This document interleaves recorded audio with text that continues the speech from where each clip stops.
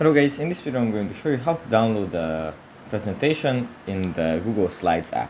But before that, don't forget to subscribe and leave a comment down below, because at 10,000 subscribers I'm going to show you my whole YouTube revenue statistics and growth strategy.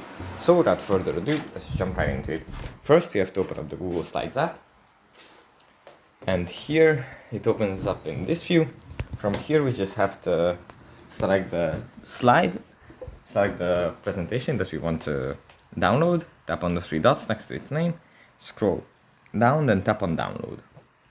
Now the downloading is going to start, and then afterwards we are going to be able to find it in the Files app on our phone.